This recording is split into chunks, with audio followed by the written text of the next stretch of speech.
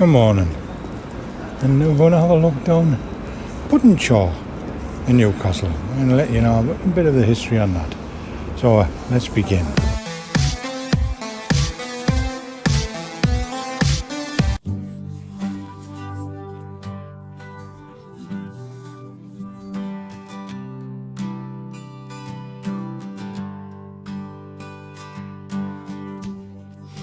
As you can see, we're now in Pudding Chare. And if you're wondering why Pudding Chare, well, Chare is an old northern name for narrow, windy lane. And there's quite a few chares in Newcastle. A lot of them have been demolished as places get redeveloped. There's still a few down at the quayside, but we're on Pudding Chare. Why pudding? There's different ideas. One is because the cloth market is just behind where they were selling meat and black pudding. It was named like that. Me personally, I think it's what the other ones suggest, which because it was a narrow, muddy lane in the mud, it was like a pudding. But it's still uncertain what it was.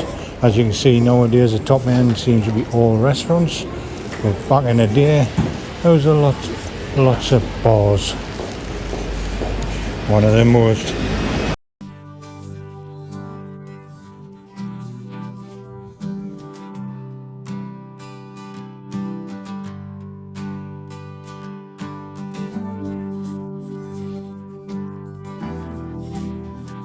One of the most famous bars was Rose Bar, which is further down the street. And the name originated, the way the lane started in about 1333, medieval times. You can see it was a very narrow, windy lane there, and it leads from the big market down to Collingwood Street / Westgate Road. As you can see, there's loads of different buildings. It's changed a lot since there.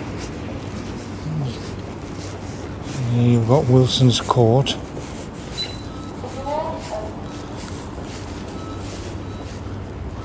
Which is a little lane that cuts through.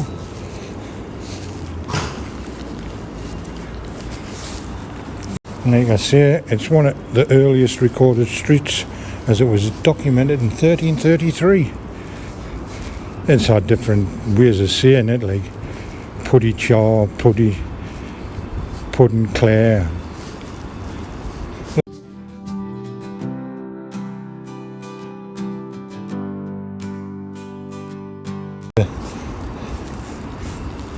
And this here is the garage entrance for what used to be the Evening Chronicle. The Evening Chronicle used to be at this. The bigger entrance is on the cloth market, but this is the back entrance of the Evening Chronicle. And next to it there, it's now Fleet Street, but back in the day, it used to be Rose Bar, or the Rose Inn, and then it became the Royal Bar in 1883, before it closed in 1960. It opened again in the 60s as a Printer's Pie.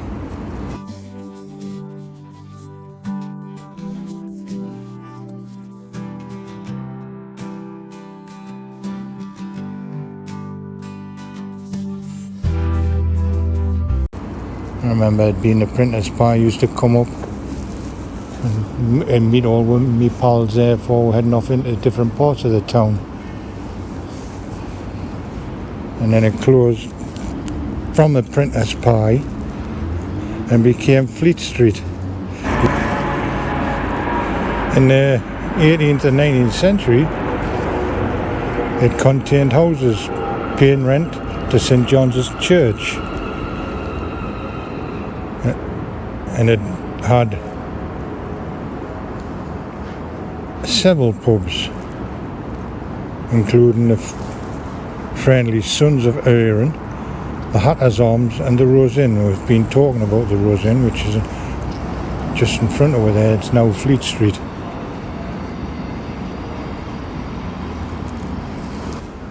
And there's a garage, like I say, the garage is the Evening Chronicle, and it used to be the Lord Collingwood's Arms, or Lord Collingwood Inn.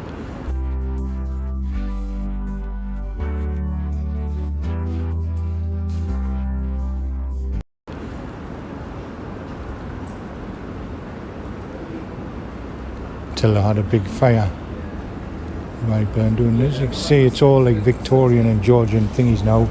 Even that one there is established in 1897, and it's got like sun albums above the windows and the brick upper floors. And you can see the curve there as it goes up.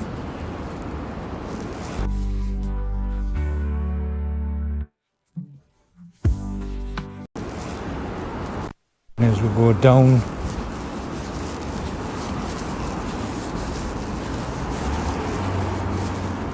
one time the Chronicle used to be on this side till they knocked it down and built Westgate House, and then now it's got the student accommodation. We moved there, and this is now the Prince, and I can't remember, I'll put a photograph up of what it used to be called the Green something or other.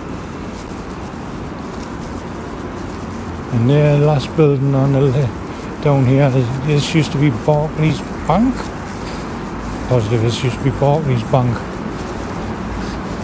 It's now Revolution nightclub. As we come down to the end of Pudding Chare, like I say, there's still quite a few chores to do in Newcastle, but a lot of them have been demolished. And we're down onto Collingwood Street.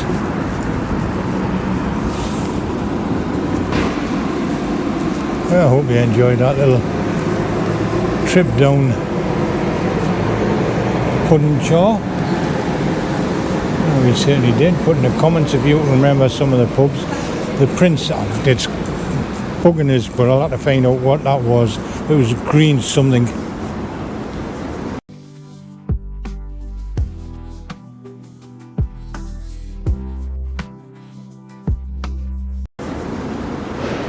If you like this sort of video, don't forget, hit that subscribe button, give this video a thumbs up, hit that notification bell for future videos, and we'll see you on the next one. Thanks for watching.